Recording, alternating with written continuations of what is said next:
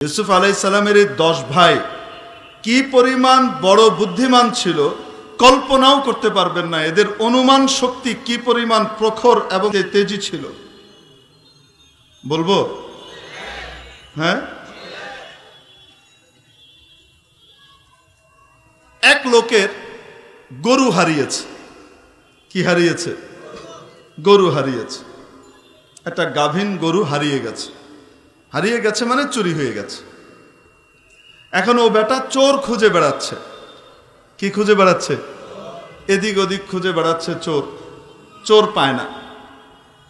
ইউসুফ আলাইহিস সালামের ভাইরা ওই রাস্তা দিয়ে হেঁটে যাচ্ছে, যেই পথ দিয়ে গরুটাকে চোর টেনে নিয়ে গেছে, সেই পথ দিয়ে ইউসুফ আলাইহিস সালামের ভাইরা কি করছে? হেঁটে যাচ্ছে। তো হেঁটে যেতে যেতে একজন বলছে, এখান দিয়ে একটা 8-9 মাসের গাভীন গরু গিয়েছে। কি গিয়েছে? একটা গরু গিয়েছে। আরেকজন বলছে, এবং ওটা একটা গাভী। আরেকজন বলছে যে 8-9 মাসের গাভীন। আরেকজন বলছে একটা চোখ কানা, চোখে দেখে না। একটা চোখে দেখে, আরেক চোখে দেখে না, একটা চোখ কানা। যে গাভীটা চুরি হয়েছে এই গাভীটা আসলেই এরকম ছিল। এখন এই গাভীর মালিক চিন্তা করতেছে, পাইছি চোর,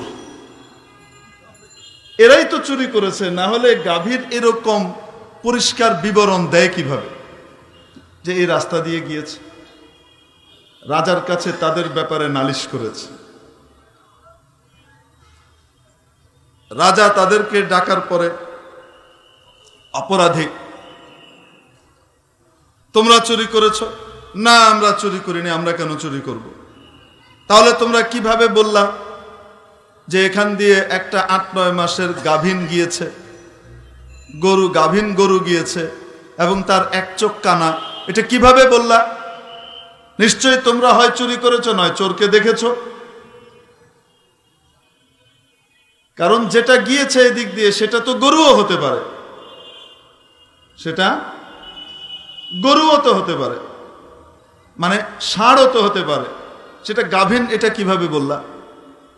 গাই কিভাবে বললা? আর গাই হওয়ার পরে সেটা গাভীন নাও হতে পারে, তো এটা গাভীন, এটা কিভাবে বললা?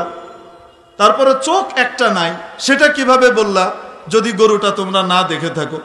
তাহলে এরা বলছে অনুমানের উপর বলেছে। কিসের উপর ভিত্তি করে বলেছে? হিসাব কিতাব করে, অনুমানের উপর ভিত্তি করে বলেছে। তো বাদশাহ বলছেন, এই ঘটনাটা আরেকটু লম্বা, আমি পুরাটুকু বলবো না, অর্ধেক বলবো।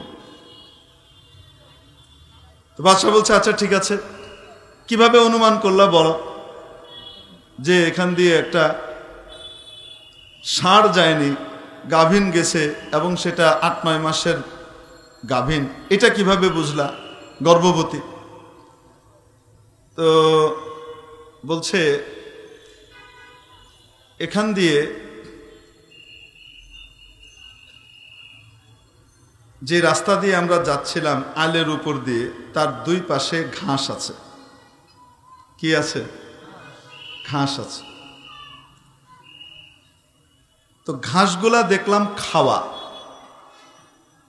ঘাসগুলা দেখলাম খাওয়া।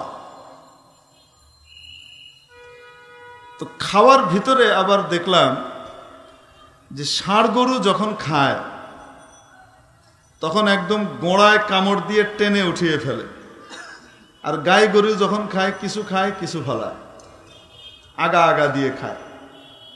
এটা আগা আগা দিয়ে খাওয়া, তার মানে বোঝা গেল এটা ষাঁড় না, এটা একটা গাই গরু।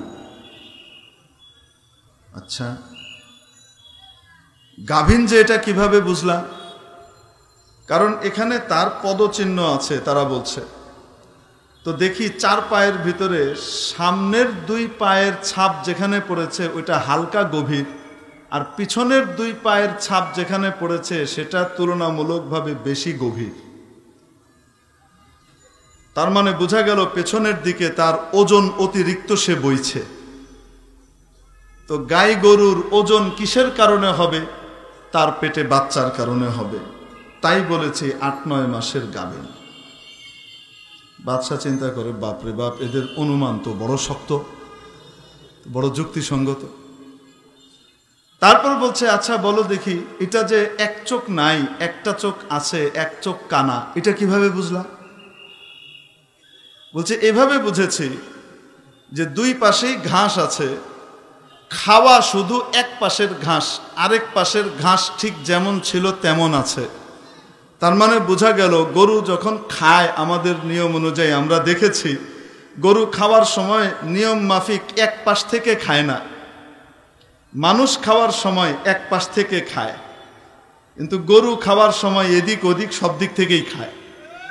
অথচ এই গরু দেখা যায় এক পাশ থেকে খেয়েছে, আরেক পাশ থেকে খায় নাই। তার মানে হলো এক চোখ অন্ধ, যেই চোখটা অন্ধ সেদিকে সে দেখেই নাই, তাই খায় নাই। যেই পাশ দিয়ে দেখেছে ওই পাশ খেতে খেতে গিয়েছে। এখন বুঝে থাকলে বলেন তো দেখি, ইউসুফ আলাইহিস সালামের ভাইদের যুক্তি এবং বুদ্ধির বিশ্লেষণী প্রখরতা কি পরিমাণ? আমাদের দেশের মুরগি কবির, জাফর টাফর এগুলোর সাথে কোনো তুলনায় আসবে? হ্যাঁ, ইনু নুনু কি কি আছে, এগুলোর সাথে কোনো তুলনায় আসবে? কত বুদ্ধিমান, তারপরেও একটা গ্রেট মিস্টেক করেছে।